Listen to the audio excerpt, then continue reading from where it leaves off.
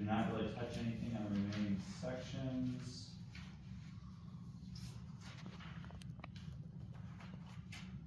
So, Article 7, Section 2, auditing, I did make changes, but then I talked to Chris about it on the auditing. So in my version I have in front of me, I actually reverted back to the original. I wasn't aware that, I thought we had a licensed auditor do it, I wasn't aware it was just another elector or eligible voter that did it, so that system seems to be working.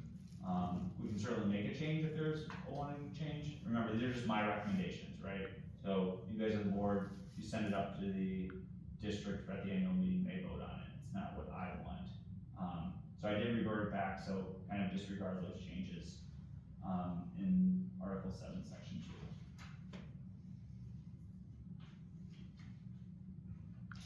2. The rest was just regular cleanup, so I don't have anything more. This should hopefully synthesize, smooth out some of our procedures and processes for the annual meeting, timelines and deadlines, and then just clarify who's voting and what bucket you fall into. So I don't have anything else on the bylaws. So, a light tent, what is that? Is that an owner? Yeah, we're going through all scenarios. Technically, life tenancy still is a form of ownership, so I would probably give them a vote. Trust can appoint a single trustee, correct? They can appoint any representative. But if you appoint husband and wife trustee, you can have 2 votes. One vote. 1 vote. Trust is a single entity, it gets 1 vote. Okay. Now, if a trust and an LLC own, right, that's 2 title owners, they each get 1 vote, so 2 total for that property.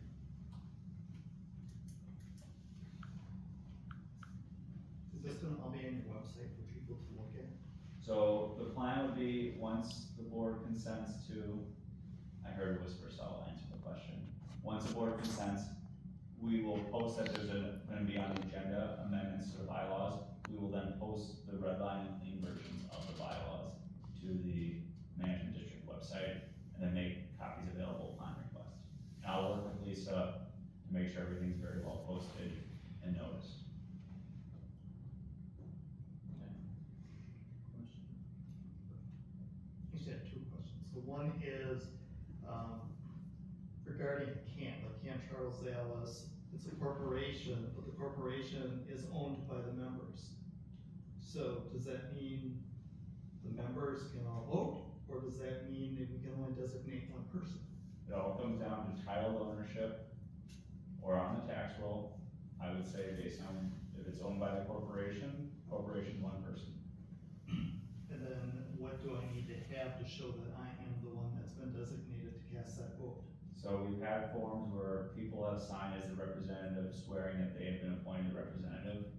And that way, if there's some kind of challenge, we at least have that for any kind of perjury. Okay. So, I mean, if you want to bring something like a resolution authorizing it, that's great. That obviates the need to have you sign a form, but if not, that's what we've done for us. And I would say for people, you know, who would be, say, like somebody, college kids living at home and they're registered, you know, driver's license is a very good thing to bring. Once we have them sign a form saying that they're an eligible voter, but driver's license would be helpful too.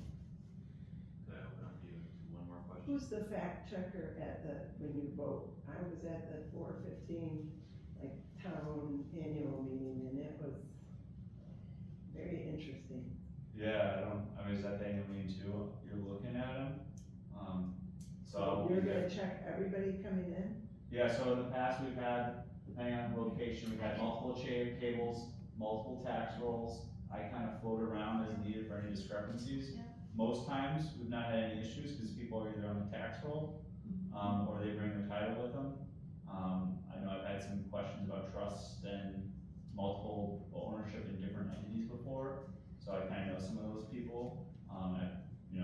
I just look at them, I haven't filled out the form, so everything's pretty straightforward. We try to run a clean operation. You good, Mary? Yeah. Okay. Any questions, any further questions for Ron on this issue?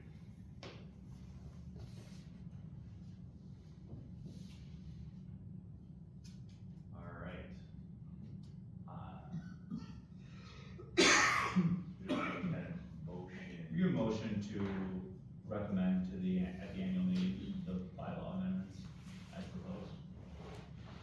So move. Is there a second? Second. Any further discussion?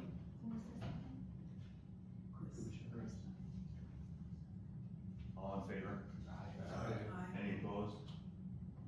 Motion passes, thank you.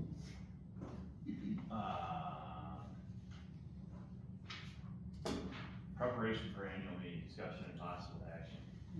What further activities do we need? Well, you know, in talking to several people, we are expecting a good turnout, you know, because of the voting, process. So the question has come up, is this room gonna, is it gonna be large enough in that? Now, we do know some people just come and vote and then leave, they don't stay for the whole meeting. Other people do what we hope is the right thing, and they stay for our whole meeting, and so forth. So, what we have to decide tonight is, do you think this room is going to be big enough, or do you want us to get a larger room, but it would be at a different facility? And some of the examples are, some of you are familiar, I think, with, it's called The Venue, in the village, it's a restaurant. I heard back from the venue today. Oh, okay. I'll let you take over. Okay, we did look into 2 different spaces because of the concern, for capacity. And I was able to obtain a quote from the venue, which could seat up to 200 people theater style, so it's just like this. And they would allow for, that number would allow for a head table, the 200 seats, and then a podium with a microphone. They will charge $1,000. It includes the space and all they need, microphones, speakers, a large screen, and projector. We would have the space from 5:30 p.m. to 10 p.m. I didn't commit to anything, but I just got the quote. And then I also was looking into the community intergenerational, haven't heard back from him yet. But I know the room's been used for other community type events, so. Are they donation is what they want? What we Okay, did is we gave them a $500 donation. okay, What's the capacity? Oh, the capacity with the overflow room was 160. 160, okay. Though, Was there enough parking for, you think? Oh, it's lots of money. did we learn anything about the police garage? They're not offering yet, I'm sorry, I should have said that right away. I met with, the gals this morning, and they say, we had another issue with the front door, lobby thing. But anyway, I talked to her about the garage, and she said, no, they're not offering that anymore, and so forth, so that's out of the question. We also, we can use the courtroom as an overflow, but my concern was, okay, if we're doing the meeting and we're showing, because I'm thinking you're gonna wanna maybe show some video stuff, especially because of the wake surfing issue and so forth. I said, is this kind of equipment in the courtroom? And the basic answer was that all we would need is a TV, bring the TV, as long as we post it, the videos on our website, and you know more about this. I think you have to zoom in. So, Yeah, let me say this, right, from a past annual meetings, we've had, I think, in prior elections, somewhere around 90 to maybe 120 votes. Not saying that's number of people. We're talking about an August day, and this year we're gonna have 2 votes, right? It's not just an election where people vote and run, we're also gonna have the bylaws. And there's just some conversation or feedback that I received of, do you wanna hold the ballots until the meeting actually starts and things go through, and hand out ballots when those issues actually come up on the agenda? Not saying you want to, but things to consider. Years past, we've been crammed over there along the wall, not enough seats, people standing, talking on August day, pretty broad demographic of potential people in the room in terms of seat needs and things like that, so. As much I would say, you can do it here, you can, it just gets very cramped and very tight, especially when we're checking people in, and going through that process. Yeah, we don't wanna be nothing like the town annual meeting. Not interested in that. You gotta do it much better somehow. I could see if the venue would work with me on Freddy's, I mean, that's a large space, and they've got all the AV there. You know, they've got the I think that's microphones and big. speakers. And the advantage They is do it both for places $500, are covered. maybe. Would they drop the price if we let them open the bar? You know? That'll be a fun Maybe day. if we offer free drinks. This is what happens when meetings go almost 3 hours. What's wrong with the yacht club? But my point is, we really need to make the decision tonight as to where we're gonna have it, because I wanna make sure that we get this, if it's gonna be in a different location other than here, gotta make sure that people, know, so that they don't come here thinking, oh, I wanna have plenty of time to, to do all of this. So,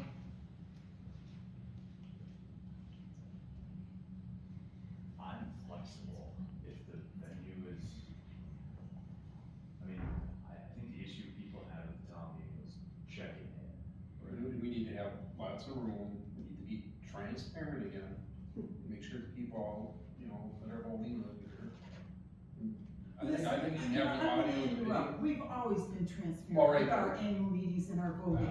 Right, The venue will give us a space, we wouldn't have to check them in at the door, we can let them come in, where it's a better environment than waiting outside. You have an actual And check them in quickly, yes, and have reasonable seats. And what we'll do differently is we will have the ability, cause right, there's a choke point at the town meeting where even if you just wanted to go but not vote, you couldn't get in. So we will let some of that traffic through. We have plenty, Lisa and I have plenty of folding tables, so we will have multiple points spread out. And I think with having 2 commissioners up, I think venue's probably a good choice. Is there a motion? And then we're planning on shoot guys, So I'd say the motion should be to approve Commissioner Johnson to find an off-site venue, up to X number of dollars. Up to $1,000, I'll make that motion. Is there a second? Second. Commissioner Ninek with a second. Any discussion?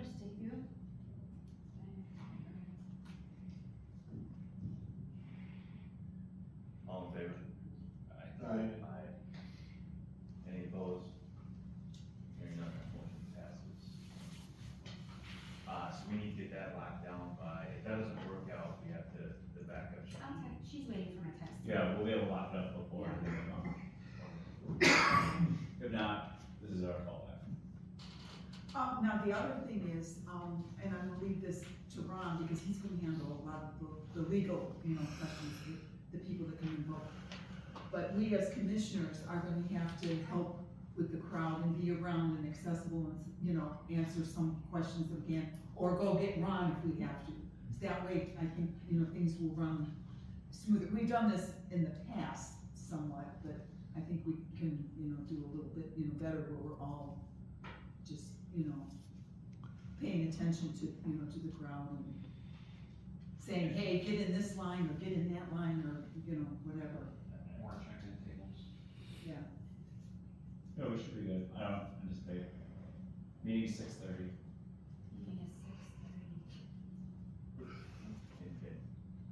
There's time to change that if you want, but, No, the it sounds problem, good. It's already on my calendar. yeah, the problem with that is that you have to allow people, if they work, to get home from work. Sure you want 6 o'clock? It should be a short meeting. I did it. All right. Are we solid? We're solid. Yeah, so, Communications.